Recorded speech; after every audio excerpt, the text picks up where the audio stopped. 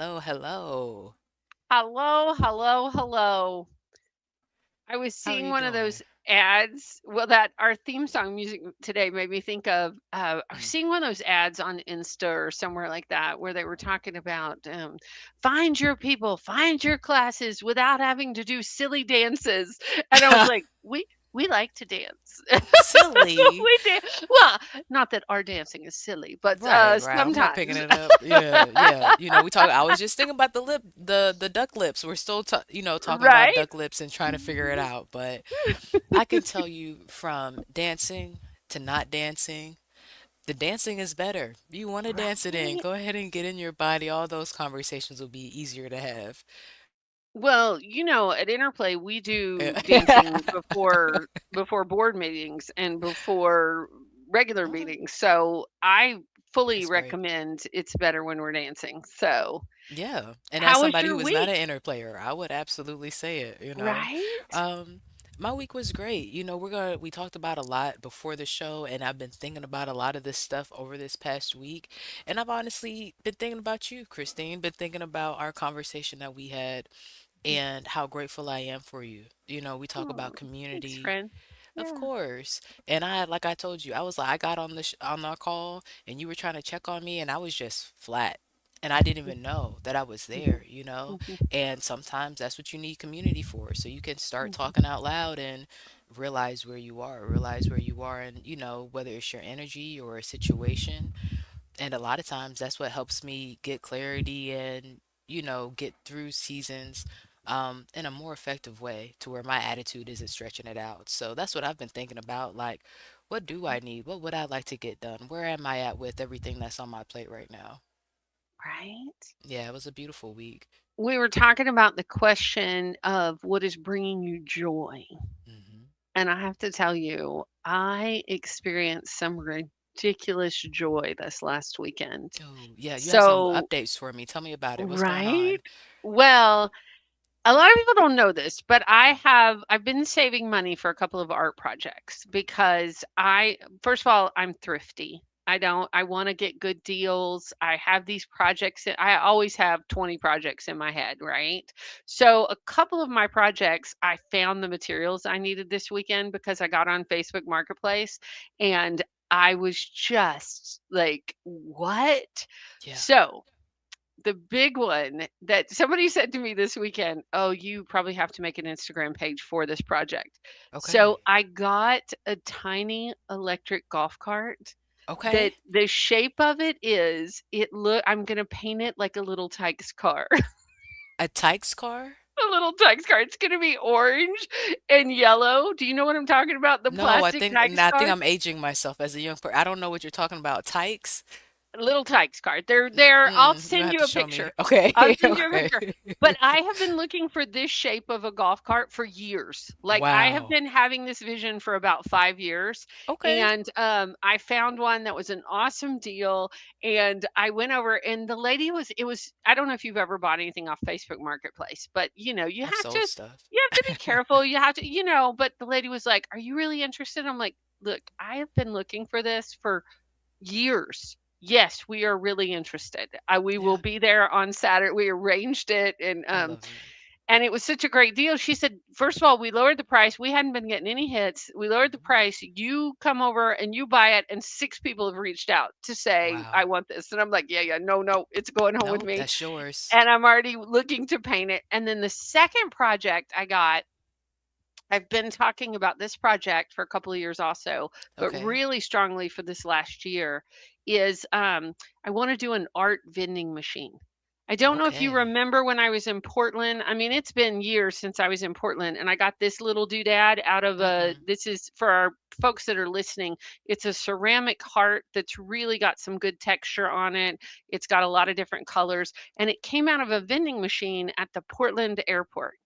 And when I I don't think saw you it and showed me this. experienced it, I was like, "Oh, I gotta do that." Like, I wanna do it for downtown Duluth, where local Nice. artists, you have a vending machine. So I got this antique cigarette machine for less than half price of what I've been looking for them because it was already lower than the price I'd been looking. And I called the guy and I was like, hey, or message, you don't call him on Facebook. And I said, would you take half? And he was like, absolutely. I'm like, I Nice. mean, so like my Nice. ancestors are proud, my art self is proud, my husband, he's proud, but he's a little grumpy because he's my lifter, Yeah. like Yeah, yeah, yeah, yeah. but Yeah, it's business awesome. partner is proud. Your business partner is Right, proud. You can thank put me you. on the Yeah. list. You're So I've welcome. got I'm going into 2026 with some big art projects, which I've been naming that after this season of caregiving and loss that my capacity is coming back and I am ready for some really fun creative projects. I And love that. yeah, and I smiled so hard all weekend, like my cheeks are Yeah. sore. Have you ever I had that love that. happen where you Yes. were just like, Yep. It was the other day I was smiling super big, said, "You might want to let this go." I said, "I'm gonna hold no? on for just a few Mm-mm. minutes, a few Yeah, seconds longer, just relish it." well, especially with all the nonsense in the world right now and all the stuff Very that's really important. tough. And we're going to be talking about a little bit of that today on the Yeah, we show. are, But y'all. like when I am a firm believer that we search for the joy where we can Mm-hmm. find it to Look for the balance out beauty. the stuff that is not so good. And then we don't look away or we don't not Bury our heads in the acknowledge, sand. right? Mm-hmm. Yeah, it's my background as a social worker and yours in psychology. Like we know what happens in our world, and also looking for the good and the beauty and the art. For me personally, helps balance it out. But what do you think Absolutely. about doing our official intro and kicking the show off? Yes, yes, Let's let's do it. do it. Okay, y'all, I am Shannon Mitchell, a Black millennial entrepreneur and Amazon best-selling publisher, author, and all-natural product manufacturer. I am your champion for natural self-care, sustainable business care, and overall intentional wellness.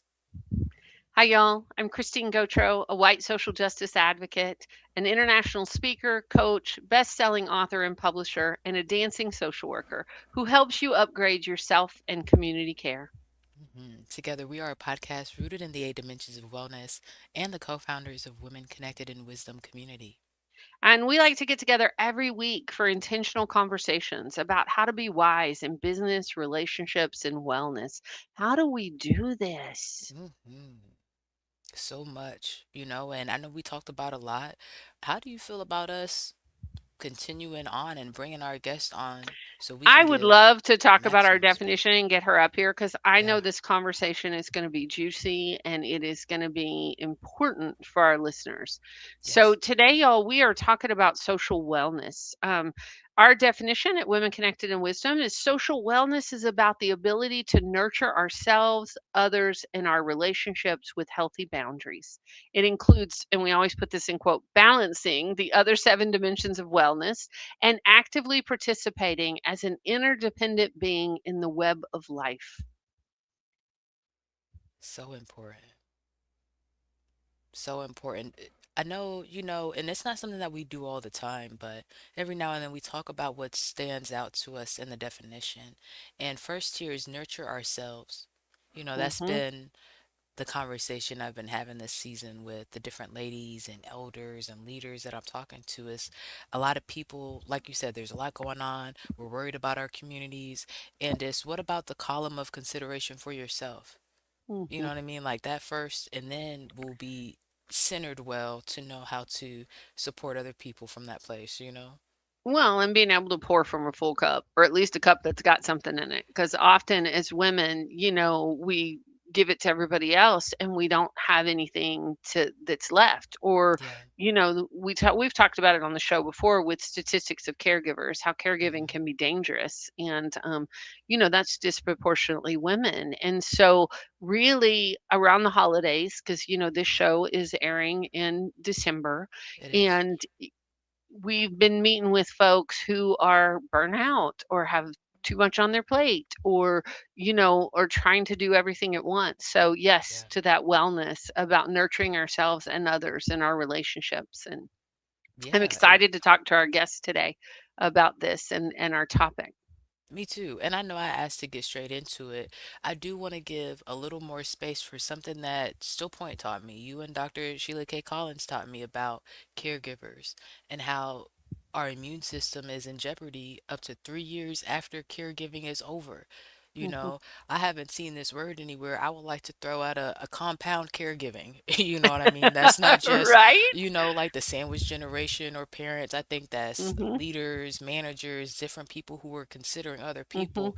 I think there's a lot of space for caregiving that we might not always put in that bucket, but is putting us in certain situations, so I think we're still feeling some of the effects of that 5 years after the pandemic, honestly, because yeah. so much caregiving was happening, so much was happening, and so much compound grief, right?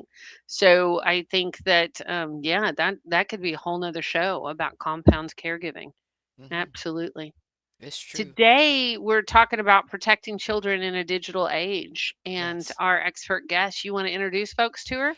Yes, yes, y'all. Today we're talking to Erin Williamson. And Erin Williamson is a Chief Programs and Strategy Officer at Love 146, an organization dedicated to combating child trafficking and exploitation.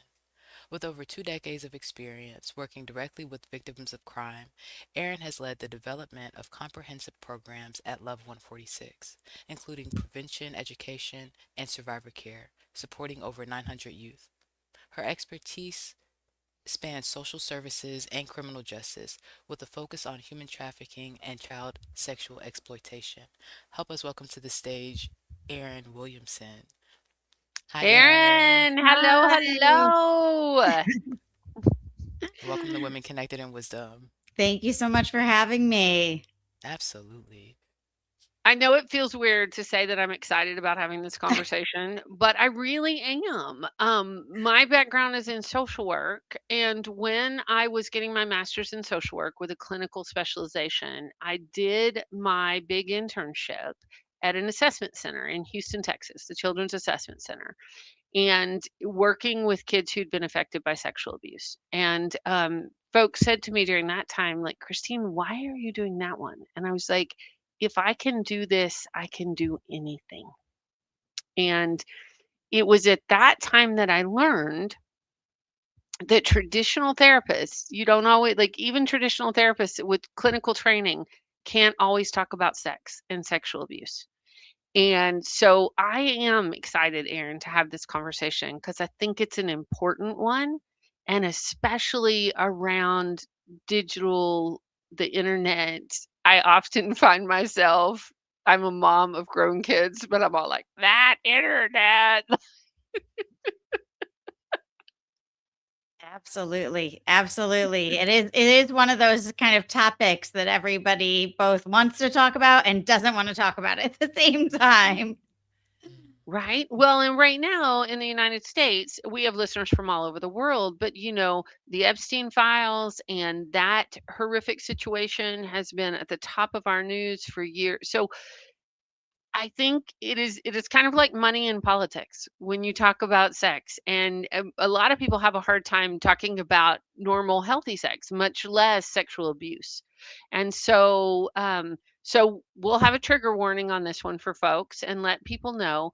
But Erin, when you think about digital and protecting our kids, I first of all want you to set the stage for us. What age should we be thinking about for our kids? And tell us how to do it. Yeah, so we actually have an email series that we have for parents, and I'll kind of how that email series goes. And if you're interested, you can go to love146.org and it's on the banner on top. But it really equates it to teaching a kid how to cross the street, right? You're not going to take your 6-year-old and drop them in the middle of New York City and say, I'm going to be back in an hour. Good luck.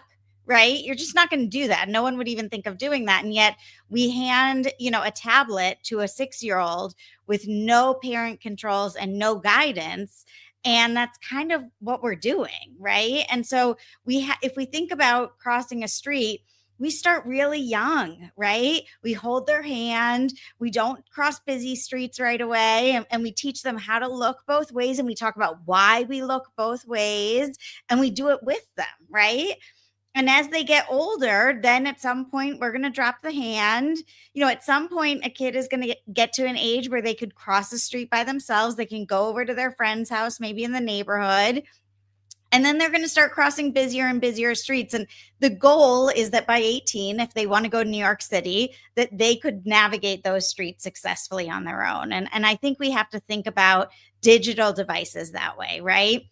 The reality is kids are getting digital devices, access to them at a very young age, which means we have to start having conversations and putting boundaries around our expectations and when they can use them and when they can't, and where they can go, what apps they can use and what they can't.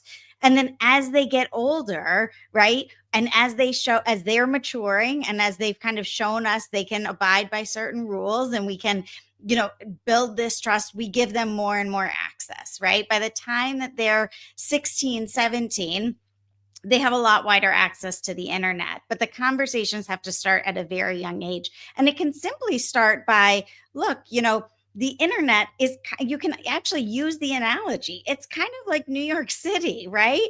There's lots of cars going in lots of directions, and there's lots of people walking. There's lots of noises and smells. And that's what's happening on the internet, right? And we're going to start in just a little corner of the internet. Maybe we're going to start with this, ABC app, or this, and we're going to teach you kind of like, how do you use a computer? How do you use a phone? And then we're going to open up, because what we have is, when we just hand our kids our phone and we don't give them, then they're going on our apps, right? And then that's when we have 5 and 6-year-olds mimicking TikTok dances that are totally inappropriate for their age, and taking selfies that are very inappropriate because they're mimicking what they're seeing. Oh, that is a good point. That That is a makes really good sense. point. And just handing folks our phone. And I know, Shannon, you probably have a question. I'm gonna say this one thing and then toss it to you. You're fine. I have nibblings, which are twin nephews that are 6 years old. And Six. I know, right? It's Crazy. wild that they're 6 now, but they always love to get on Tia's phone, right? And so you said ABCs. I have the ABC app that, you can't chat with anybody, but we do our ABCs. It's the one we always go to. And those, I mean, they are smarter than I've ever been on social media. And Mm. and they've showed that probably from 2 or 3 years old. Like, these kids nowadays navigate things that I didn't, because I mean, I'm of the generation that we didn't get computers until we were in high school. Shannon's a different generation, but still. Nope, I was 14, and only because my dad was getting divorced said, well, now we gotta pick you up from band camp and all this stuff. So Mm-mm, can't keep using other people's phone. I gotta be connected, like Aaron said. mm-mm, Yeah, but I was on the same bandwagon, Christine. I feel like I'm mm. the last of that generation, like born in 1993. Like after that, I feel like a digital device in their hand, as they're growing up, I which kind of makes came sense in with with the it. age, but yeah, And I still everyone play thinks, Snake. oh, this can't happen in my neighborhood, right? Right. I'm not, oh, this wouldn't happen to the kids that my kids, and I will tell you, Mm, I deal with the work I do. My husband does, he owns it's kind of group at Yale that looks at the intersection between pediatrics and virtual reality. So he's very into gaming, wow. right? Our kids are very well versed. And my son came home, he's in middle school, and he came home the other day from a sleepover, and he told me he woke up at 1 o'clock in the morning. He looked over, and there was another little boy on his phone. And he said, "What are you doing?" The boy showed him the app that he was on, and it was an app that was like chat roulette, where you chat with strangers, and you have to Mm, say you're 18 to be on there. And of course that boy did. And he's just chatting with strangers. And what do you think, somebody thinks about when they're at 1 a.m. in the morning and they come across a little kid, right? Somebody who wants to take advantage of that kid knows that is a child that's not being closely monitored or watched, right? So some of this is also talking to your kids about what apps are out there and what can happen, and also what to say, right? So one of right. the things that you can do at a really young age is you can teach your kids things like, our family doesn't have secrets, right? Hmm. If anybody ever Yep. asks you, can you keep a secret, you just tell them, our family doesn't have secrets, right? Because when predators are looking for people, they're trying to figure out who has parents and caregivers that are looking after them and watching them, and who doesn't, Right. right? And the Right. kid that's on the chat roulette at 1 o'clock, that's an indication that maybe not everything's, a-okay in that kid's life. And Mhm. maybe a predator might find a gap that he could promise to fill in that kid's life. I even think when you say that, Erin, about like we don't have cell phones in our bedrooms. Like it's Absolutely. I know I'm guilty. I want to be fully transparent because I listen to a meditation app going to bed. But really research does say it's healthier not to have it in there, to have it in a different room. And I think about if I was raising my kids now in the age of cell phone, that might be one of the things I would put in place is that you turn your phone in before you go up to your room, because oh, I think about, when I went to bed, I would stay awake, but I'd read a book, right? Yeah, I mean, it's because kids I do like that. that. Sometimes they're awake when their parents aren't awake. And what tool do they have accessible to them in that moment? I Absolutely. love And that, there's, Christy. there's ways that parents can even turn off their internet after a certain time or turn off the phone. There Mhm, are things that you can put on the phone to monitor and to restrict access. And I know that parents are very hesitant to do that, mhm, right? Or That's they mhm, what I want was to gonna get ask. right, they want to get their kid the phone that everyone else has, right? And mhm, I get that. And I understand the pressure both from the adults and from the kids group. mhm, But what I will say is that, my kid was the kid that did not get the Apple phone, right? All the kids in his they might not all had the new one, but they all had some version of it. And his bubble turned everything green, right? He didn't mhm. have the blue bubble. He had the green, and it was devastated. I mean, this was like the end of his life, and it lasted for about 6 weeks. And he was how old? And he 13. Yeah, And yeah. he was that, I mean, it was like his life And was you over. were ruining his life, mom. Absolutely. And now he does come to me and he says, "I Mhm, understand now why you did it." Right? mhm, Because there have been times where we've come across things where uh, either he's said things or other kids have said things, and we've had to have conversations, right? mhm, Either because they are talking about self-harm or they're talking about mhm, things that are inappropriate, mhm, right? And so again, these are very normal conversations that our kids are having. And there's this question about, like, well, what about their privacy, right? You're mhm, not saying they can't have privacy. What you're saying is that the phone is not the place to do that, right? They can pick up and have a conversation, and that will be private. You will not hear what they're mhm. saying. They can have a journal and they can write whatever you want, and you will not look in it. But They can have a anytime, diary with a lock on it that they hide absolutely. from their sister. But anything they put on a screen can be shared. So they Right? should not think that that is private.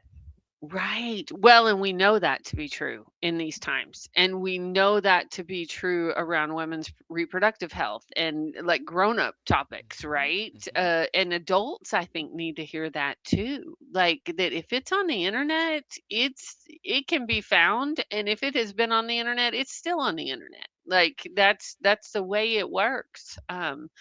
Unless you do some deep dive of scrubbing. So, There is an amazing app I do want people to know about called Take It Down. It's actually not an app.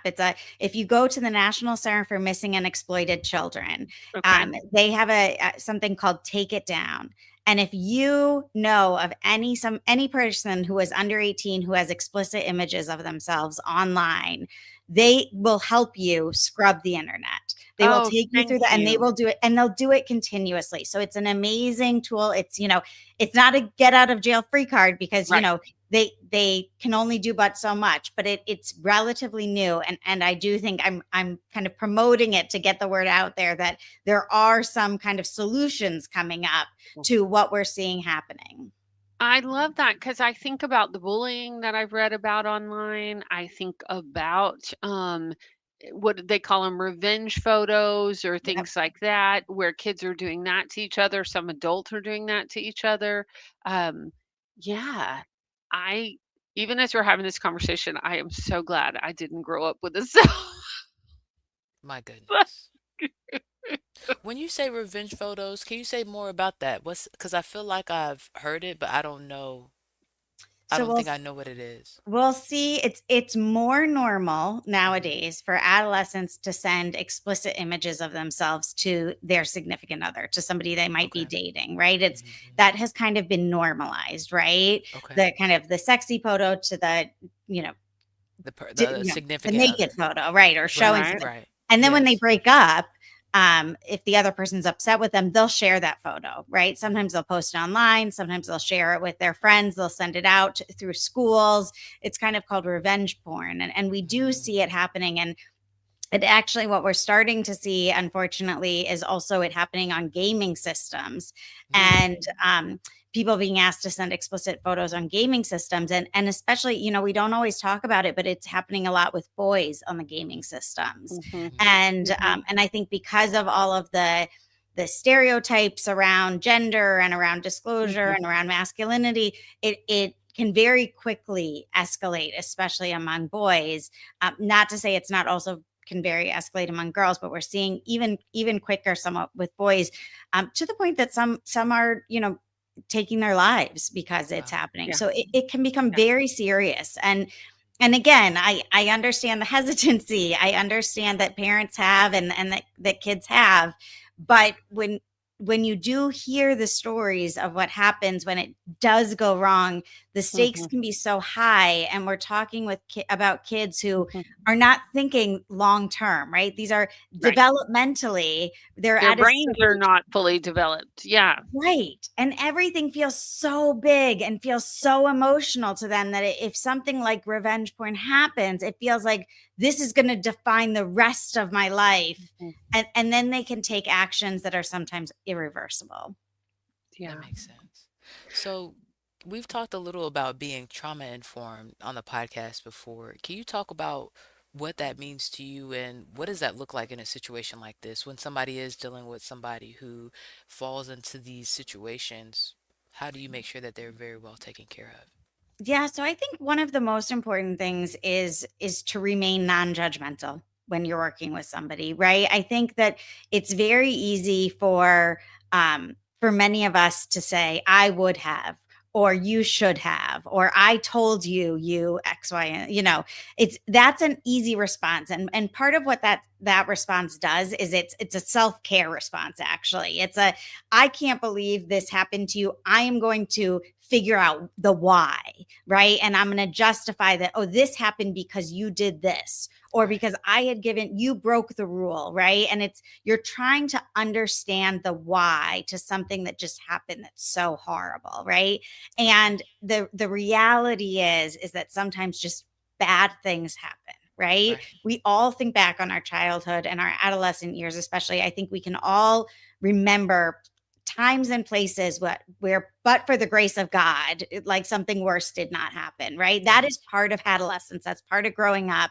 And sometimes bad things do happen, right? Yes. And Yes. and it's sometimes there's no reason or rhyme. And sure, maybe they did break a rule, or maybe they did do something that wasn't smartest, but usually there was a reason why, right? Usually it was because they were looking for love, or they really trusted that person, or they had hoped that, the outcome would have been different. But it's not helpful to relitigate the what could have been. What's helpful in that moment is to sit with that person, to hear them, to be a space where they can feel seen and not judged. Absolutely.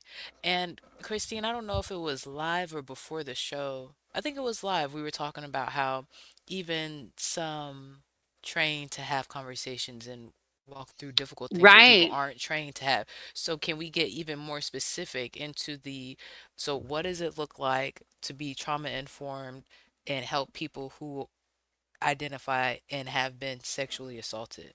What is that? Because that's different than me with shea butter and you got a cut and I'm telling you put some aloe on it. Like that's a different type of comeback to your body to make sure that you're okay. Yeah, I mean, I think the first thing is to know not everyone has to do this work, right? I Hmm. think that's the most important thing, right? If this Yeah. is something that you can't imagine having this conversation, or it makes you feel super uncomfortable, that's fine. Know that about yourself. Own that this isn't work for everybody to do, right? Right. That's why there are people that do this work and say, this is actually I actually enjoy this work. And you, to Christine's point, you might not think that this is something that someone would say that about. But what I love about it is that the resiliency of the kids, right? The kids Right. I work with are so resilient. They're Yep. hysterical, right? I Hmm. love the adolescent years. I love walking through alongside somebody trying to figure out who they are in the world. And these Yes. are kids just like every other kid. They just Right. happen to have been through this experience, right? Mhm. And so I think say that it's okay to yourself to find the right person to have that conversation.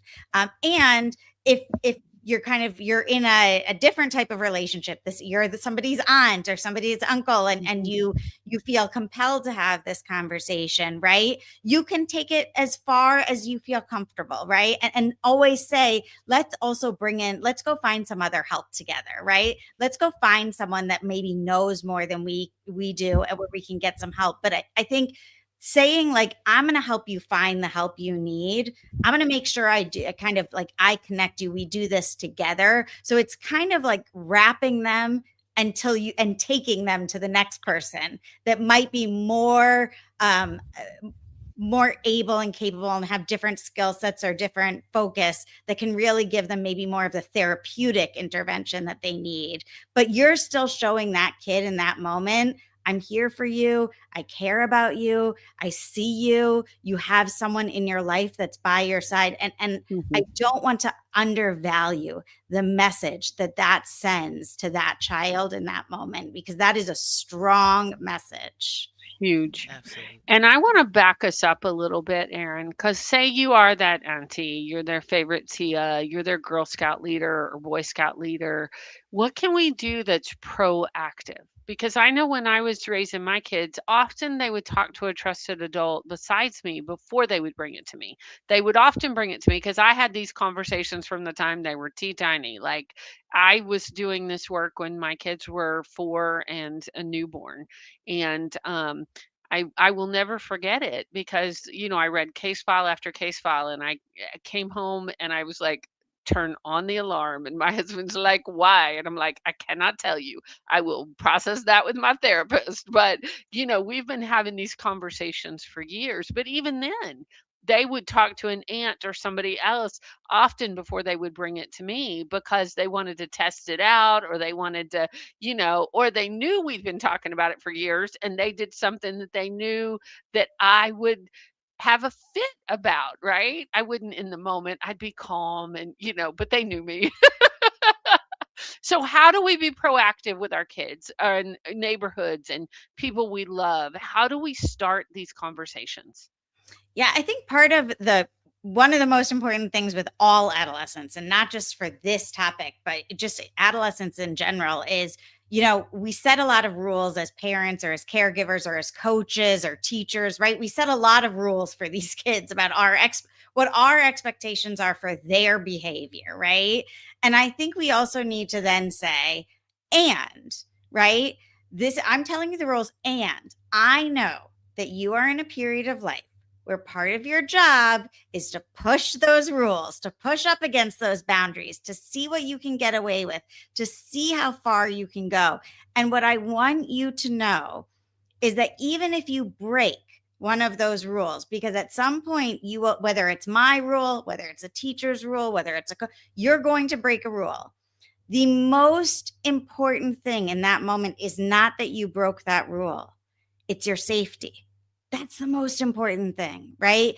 And whatever it is, we will figure it out together. And if I'm not the person you feel comfortable going to, go to another trusted adult and permission that early on, right? Some kids will not tell anyone because they think their parent will be upset if they go to someone else, but they don't want to go Yeah. to their parent. So then they don't tell anyone, which is worse. Well, and I think one of the things that people don't understand if they don't have a lot of experience in this field is that child predators groom kids to make them scared to tell or to make them afraid that if they tell, they're going to hurt their parent or that, I mean, some of the extreme ones like make threats. And Yeah. so sometimes they don't tell because they're being protective. They're protecting somebody. And so I think that that's an important thing to know and to be paying attention to the signs. Like, are they up in the middle of the night? Are they going?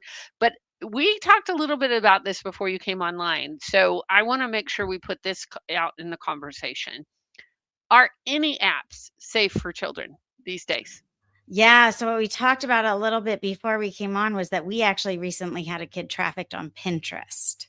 So, which is not an app that you would normally think of when you think about, human trafficking. And so, the common question we do get asked is kind of what apps are safe or what app should I stay away from? And I think we're kind of missing the point. I think that question maybe 10, 15 years ago was an appropriate question, but there's so many apps out there now and they're changing so rapidly, and so many apps have direct messaging embedded within them that I think really what we need to do is teach our kids skill sets and give them information. And you're right, predators do really groom, right? And so there oftentimes is nothing in that initial interaction that should kind of tell that youth, hey, you've just met someone that's going to now groom you and exploit you, right?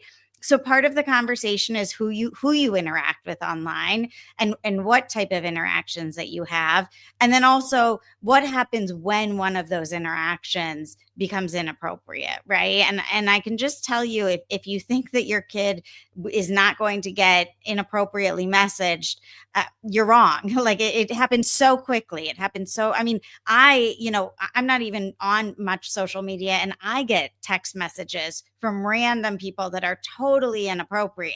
So your kid is going to get, approached in an inappropriate manner, and talking to them about how they respond to that. And again, permissioning that, like, if something goes wrong, if you do something that oh, mom's going to be so upset that I did that, or dad's going to, we will figure it out together. And I just want you to know that nothing is more important to me than your safety, that I'm not going to be hurt if someone says that. That's not true. Saying, kind of taking some of these claims. And the other thing is that sometimes kids don't tell us, not because somebody's threatened us and they're worried about our physical safety, but they're worried about our mental safety, right? We've had kids disclose information to us and they said, I've been carrying that for 10 years, but you're the first person that I felt got it and could take it. Right. And they just, the analogy I oftentimes use with youth, which I think is really helpful. If you have a youth in your life where you think something's happening, right? I don't know what it is. Oftentimes, for example, a lot of people think that their kids are doing drugs when they're being trafficked, because some of the behavior mimics that of secrecy and not sharing, and maybe even running away for periods of time, or being secret to who they're talking to. But, one of the things we say to kids is, everybody has a bucket. You have a bucket. We all have buckets. And all of our buckets are filled with rocks. And the rocks are all the things that have happened to us in our life, and that might have hurt us, and all the secrets that we carry, right? And some of those rocks are little pebbles, and some of those rocks are pretty big, right? And the truth is that the only way to lighten your bucket is to start giving away some of those rocks. And you don't have to give all those rocks to the same person. And you don't have to start with the biggest rock in there. You can start with the little pebbles, and you can see how someone reacts. And then say, do I want to give that person another pebble, or maybe a bigger rock? And that can be a great analogy to give someone. And then you can follow up with that youth in a week or in two. Have you given any of your rocks away? Right? And it's such an easy way to kind of keep that conversation going. Have you thought about giving any of your rocks away? Oh, you did. You gave one of your rocks to your best friend. How'd it go? Right? You can have this whole conversation about trauma and secrets, and without having to talk exactly about the specifics. And yet you can talk to that youth about how to lighten their load. I like that. What I hear you saying for trauma informed is, that sounds like a very textbook term, right? To be trauma informed, listen to the person who went through the experience, and they may inform you if they are comfortable. And then Absolutely. if you are not that expert, walk with them, wrap them in non-judgment and love and community, and get them to the best resource that you guys have available to you. Yeah, Yeah. absolutely. I think that's true. Kids choose to disclose who they disclose to, Mhm. right? Mhm. And they oftentimes are very calculated in who they choose, right? There has to be Right. someone Mhm. that they trust. It has to be someone that they think might be in a position to help them, right? Hmm. And Mhm. and so many times we have so many stories of people that don't disclose until later in life. Mhm. So the other thing to do is to we have kids in and out of our house all the time, right? I have two young ones, their friends are over all the time. Saying to them, you guys are great. You're over here all the time. I just want you guys to know that, like, we really care about you. If I know you all have families, but if any of you ever need anything or need someone to talk to, I just want you to know that we're also here for you. We also care about you. Because the reality is that not everyone is coming from a safe home. And Yeah. not everyone is coming from parents or caregivers where they feel like they can share and talk. And so saying to that child, I could be that for you if you want, is so powerful because, you know, some of the kids are going to brush it off and think, oh, that's weird. But the kid who needs to hear that, they're going to Yeah. tuck that piece of information away. I have kids that still come back to me years later. Like when you establish that with kids, like I was a Girl Scout leader I had a troop, they were second graders going into third grade all the way to college. Like, and when you have healthy relationships with people, they know if you're a safe person or not, right? They know when they can bring things to you. And I was looking at your website, at the love146.org website, and the resources that y'all have for people.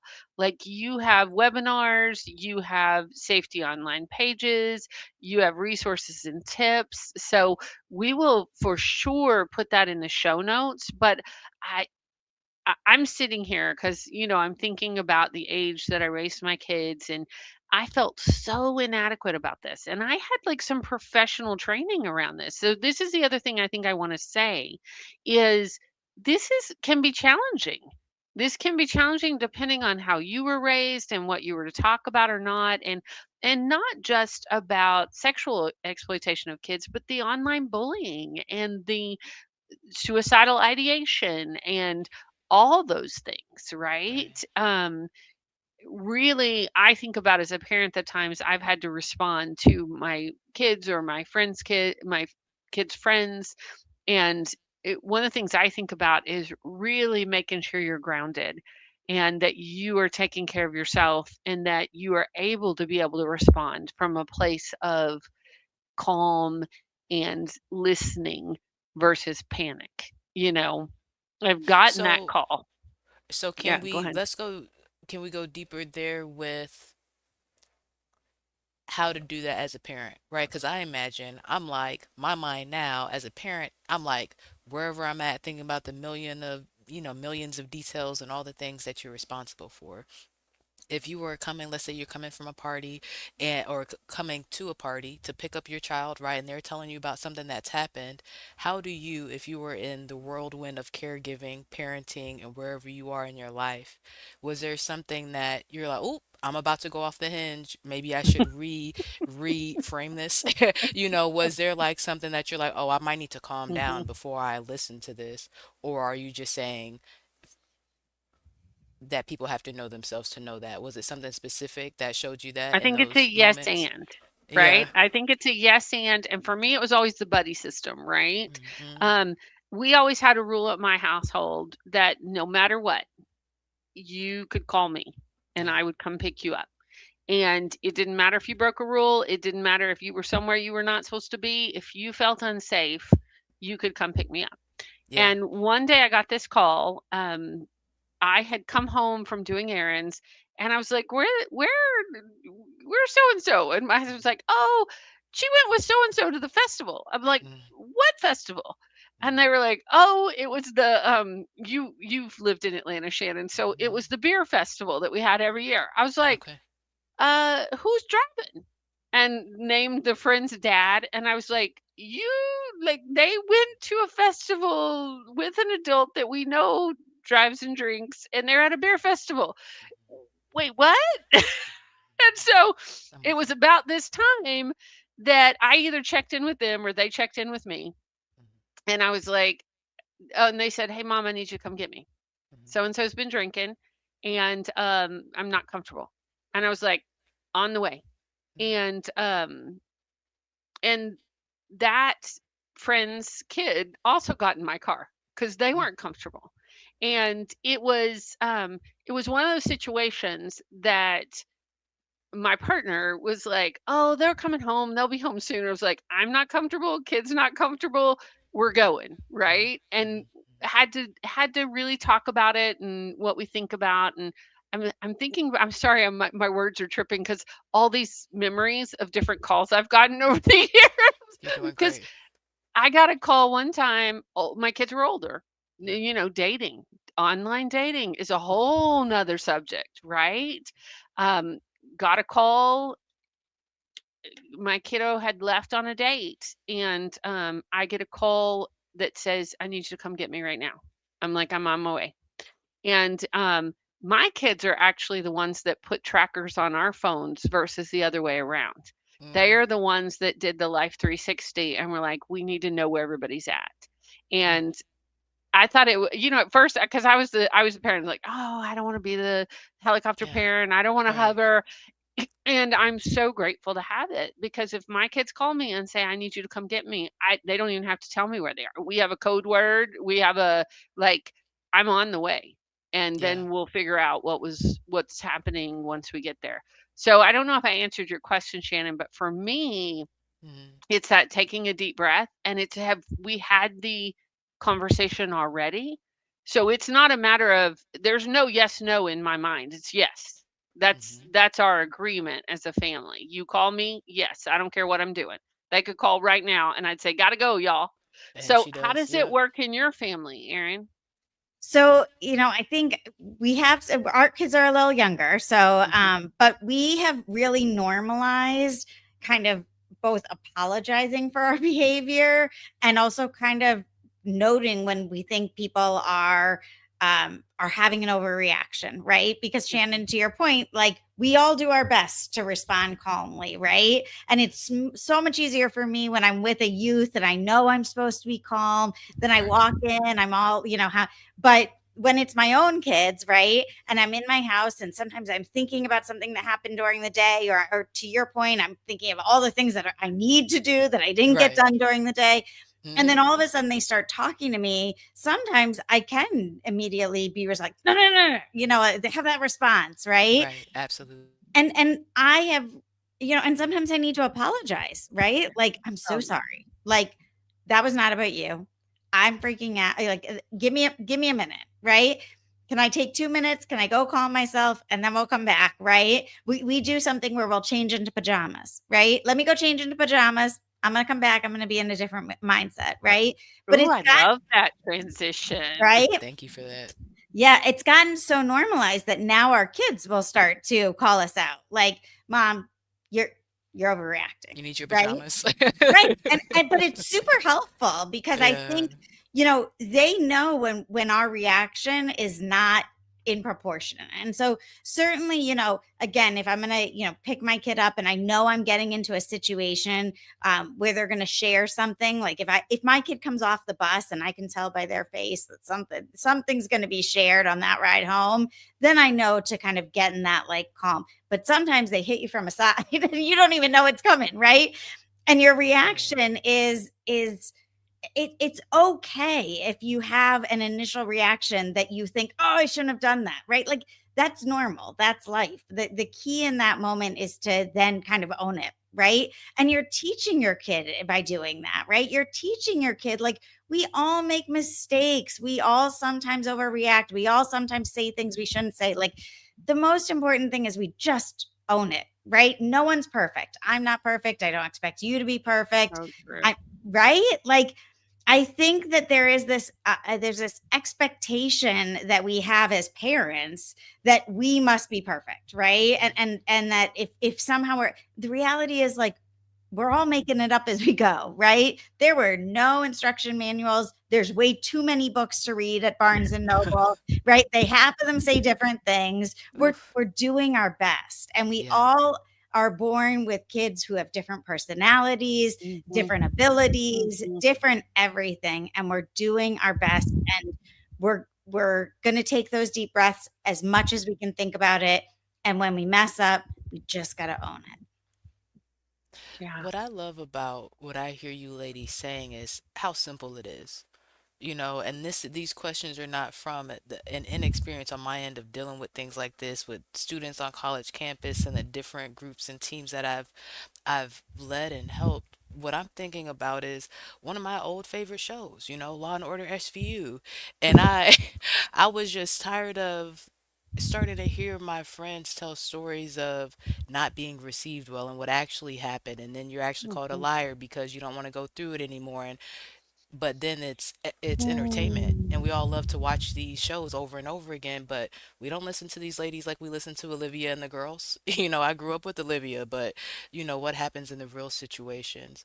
And so that's what you're hearing, the lean on the questions, because I would love to see in real life people be more set up and plugged into resources like you have at Love 146. So I want to ask one more question about the parents, because I have a godmom, that I talked to and we got close. The difference was my I didn't know my mom at that time. Um, and so I thought this was me plugging in resources, trying to figure out how to be a young lady and eventually have daughters one day. You ladies are telling me all kids talk to people outside of their parents, probably first before their parents. Okay, if you're that parent that thinks you have a good relationship with your child, right? I would love to hear, Aaron, what you usually hear. Why are those children not talking to their parents? Maybe their parents think they're doing a good job. What are the hesitations that you're hearing that maybe we can help the parents create some safer environments for more open dialogue? Yeah, and I think, oftentimes it's because they love their parents, Hmm. right? And they want to protect them, Hmm. right? And they don't want their parents to have to deal with this on top of maybe all the other stressors in their life, right? Yeah, yeah. Maybe they know their parents are carrying a lot, right? And some of our kids are coming from families where they have housing and food insecurity, where the parents have multiple jobs, where they're trying to, there's parents and families are going through a lot. You talked about the pandemic earlier. I forget if it was during the show or before the show. Yeah, That during. those lingering things are that's real, right? Hmm.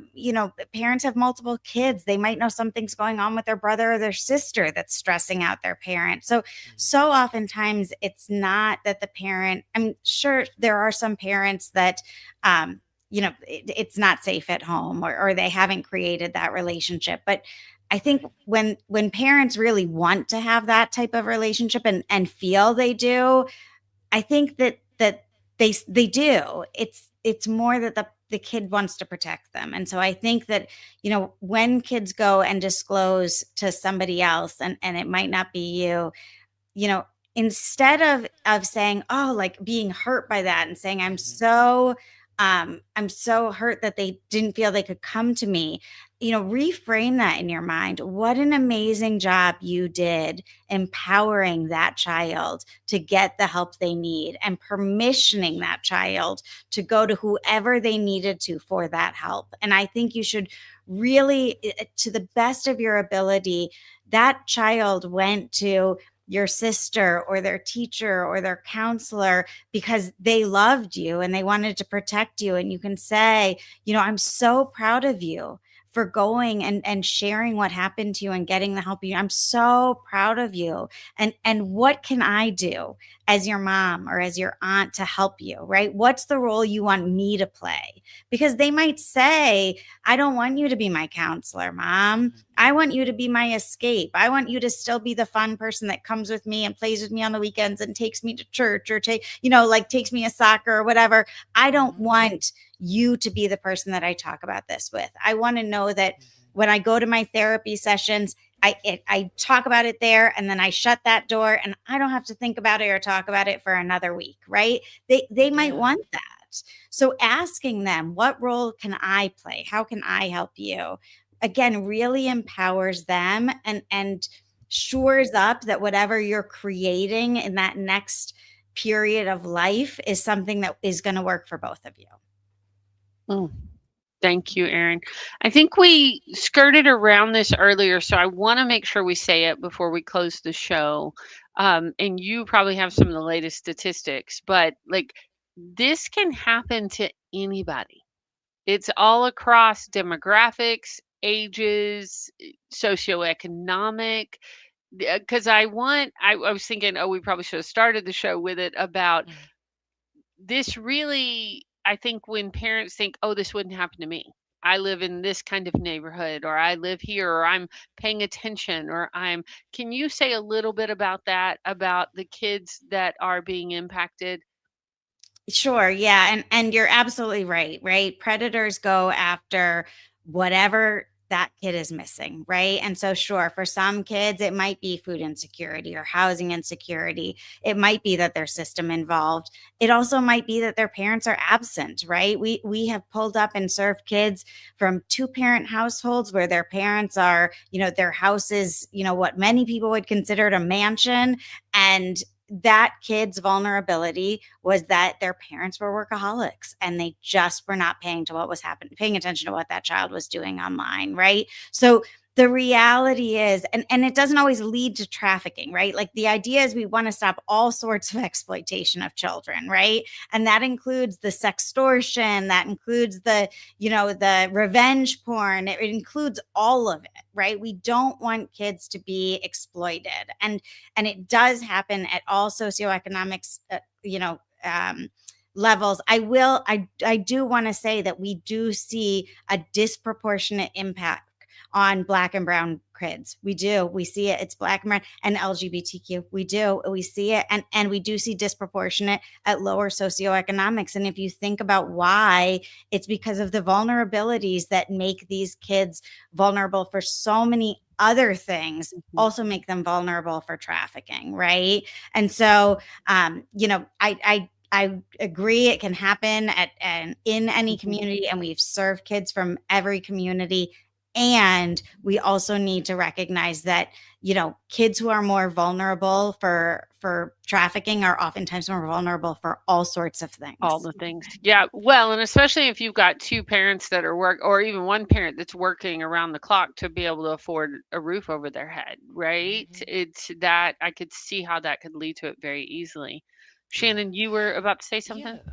Yeah, I have one more question before we go to wisdom and action, or if you have anything else, Christine. I want to be specific because I'm on Pinterest probably every day. I'm looking at nails, I'm looking at food. I was looking at muffins last night, you know what I mean? Like when I think about trafficking, I think about a list of things, but especially this project I did in undergrad, and we were talking about the airport in Atlanta, right? I'm thinking about physically And moving bus somebody. stations. I'm thinking, you Yep. see what I'm saying? I'm thinking about vacation. But when we talk about chats, then I'm thinking about different conversations that could be had, pictures, things like that that you're talking about. So when we say trafficked on Pinterest, what exactly are we talking about? And when we're talking about, um, I guess really the umbrella of the topic, can we give people a range so that they know kind of where this starts, the level of severity, and then up from there? Sure. Yeah. And so, when you're thinking of kind of what is child sex trafficking, the easiest way to think about it is there's no such thing as a child prostitute, right? So, anytime you would think of, oh, well, that's prostitution, nope, that's trafficking. Right. Mhm. That's how Mhm. it doesn't require movement across borders. I know that is a misconception a lot of people have, and we do a lot of awareness and outreach in places of transportation, which sometimes often kind of feeds into that perception. But it I really agree. is anytime there's any kind of commercial sex in exchange for anything of value. So that could be money, that could be drugs, that could be a safe place to stay, and that can start with conversations online and go and then be taken offline, right? You can have somebody that the child meets online and then starts engaging in private messages and then agrees to meet up with, and then the exploitation happens offline. You can also have the exploitation start online, right? Sharing images, sharing pictures, sharing videos.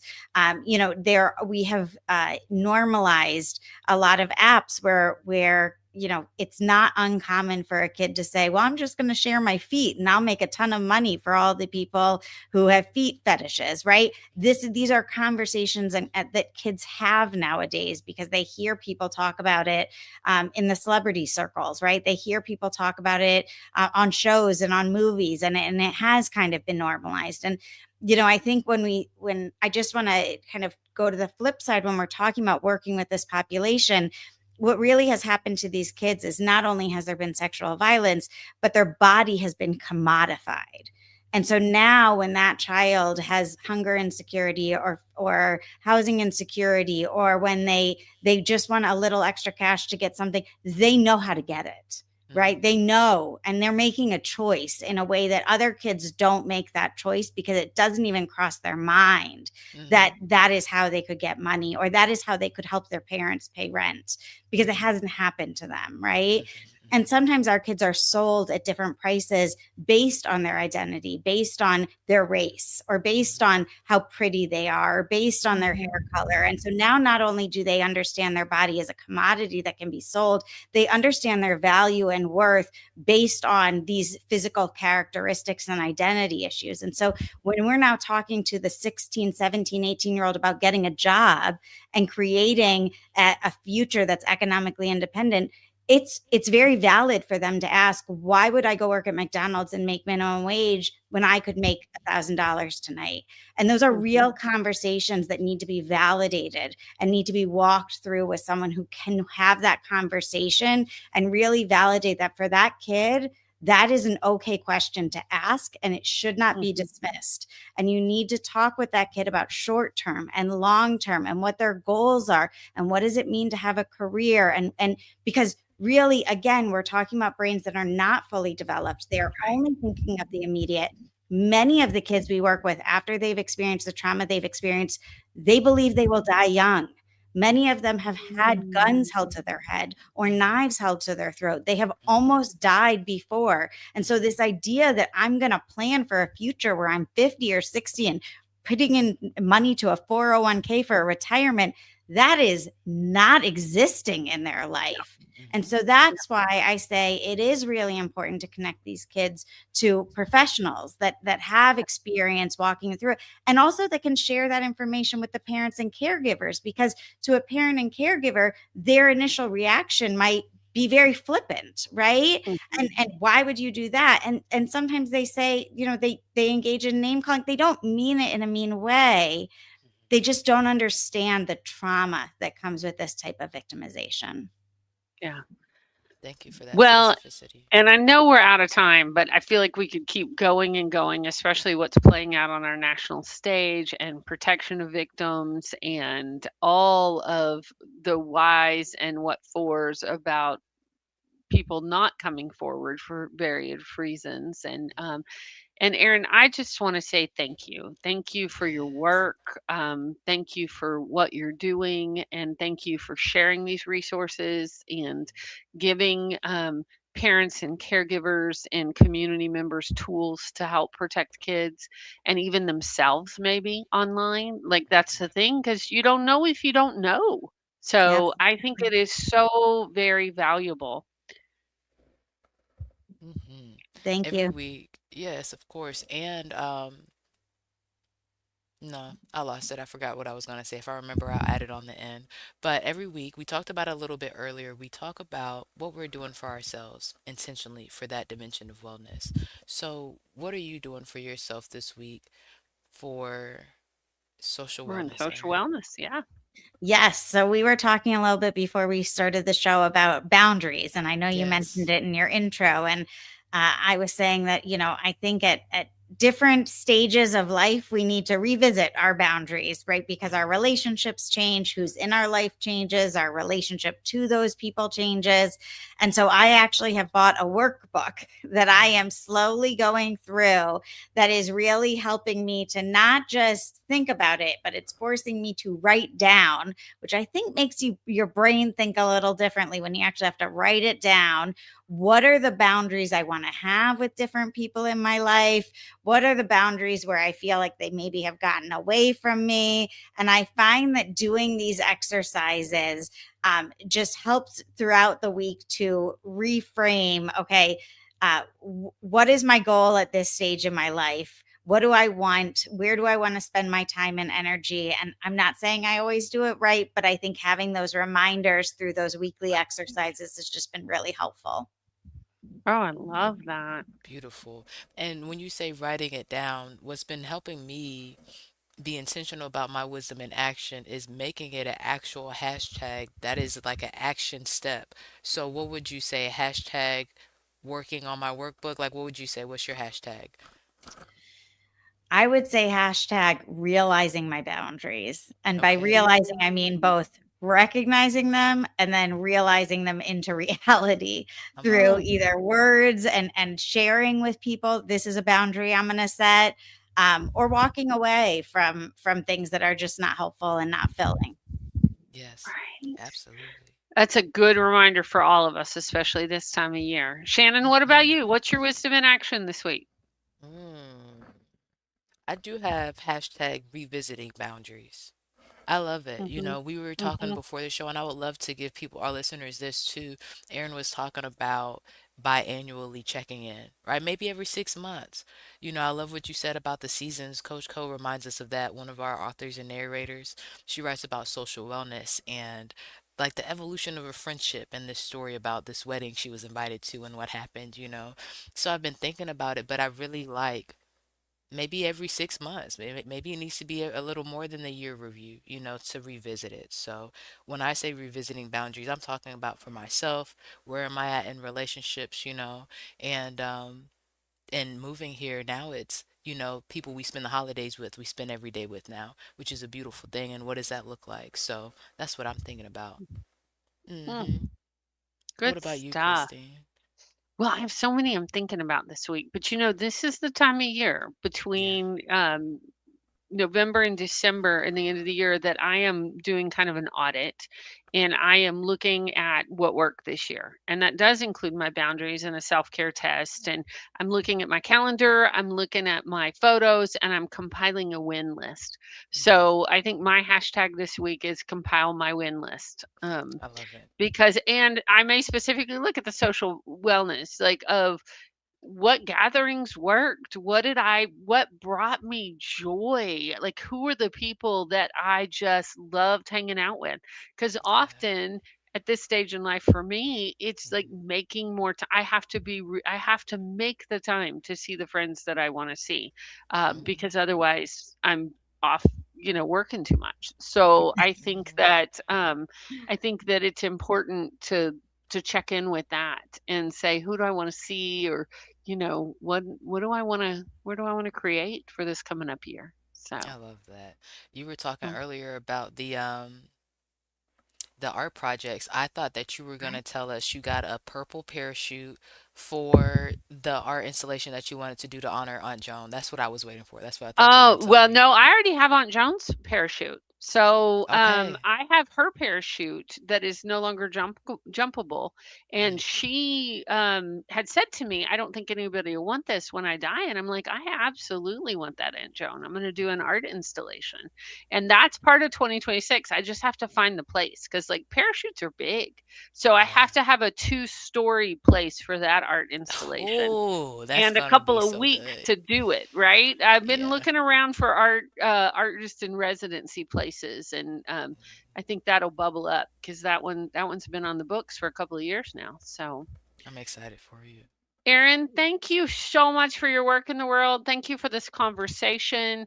Um, Please tag us at Women Connected in Wisdom. And if you have more resources or events happening, tag us. We will share it with our community.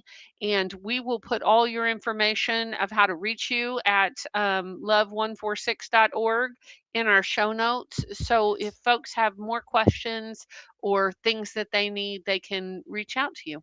Thank you so much for having me. It was a great conversation, Mm, really, We're really so, filled up my cup. so grateful. So thank Oh, you.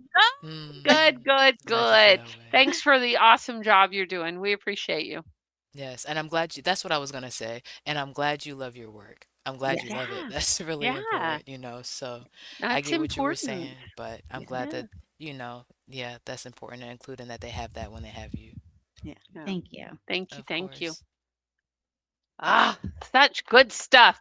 We are so over. Yes. I Sati know is we're going to over. be like, that was a good convo. Y'all went long. Sati! Thank you, Sati. We appreciate you. Yes. I Yes. think the only thing we need to let folks know, we'll be here next week, live at Yes. 5. Then we're going to take Mm-hmm. a couple of weeks off.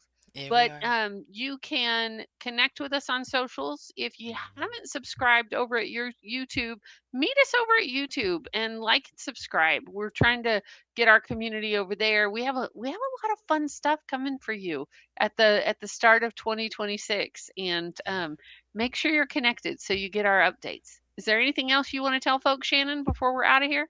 No, no, I think we've done a great job. I think we're ready to wrap episode 210. Thank you guys so much for being here for the downloads. Tell us which part of this works best for you, what you loved out of the episode. And what your social wellness hashtag is this week. Yeah, What is what's your your wisdom in wisdom in action? action? We'd love to hear and support you. All right. Mm-hmm. All In the right, y'all. meantime, let me get it Yes, up here.